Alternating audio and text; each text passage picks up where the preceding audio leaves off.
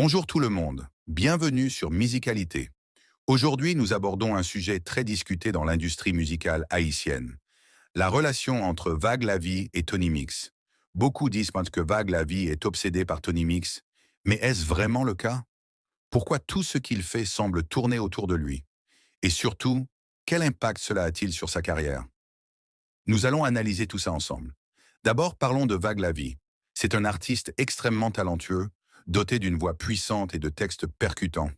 Il a tout pour réussir. Mais depuis quelque temps, il consacre beaucoup d'énergie à parler de Tony Mix. Ses chansons, ses interviews, ses publications, tout semble tourner autour de lui. Tony Mix, de son côté, ne répond jamais. Que ce soit par stratégie ou par indifférence, il reste concentré sur son propre travail. Pendant ce temps, Vague Lavie continue de le mentionner, au point que certains disent qu'il se limite lui-même en restant fixé sur cette rivalité. Mais qu'est-ce que l'obsession? Vraiment?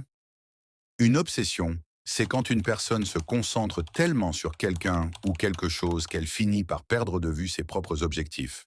Et dans ce cas, Vague Lavie, malgré son énorme potentiel, semble canaliser son talent dans une rivalité qui, au final, ne profite qu'à Tony Mix. Cependant, il est important de reconnaître le talent de Vague Lavie. Avec sa créativité, il pourrait atteindre des sommets bien plus élevés en utilisant son énergie pour créer, innover et élargir son univers musical. Imaginez ce qu'il pourrait accomplir s'il laissait cette rivalité de côté. Alors, qu'en pensez-vous? Est-ce une obsession? Une stratégie mal interprétée? Dites-le moi en commentaire. N'oubliez pas de vous abonner pour plus de contenu sur nos artistes haïtiens et de laisser un like si cette vidéo vous a plu.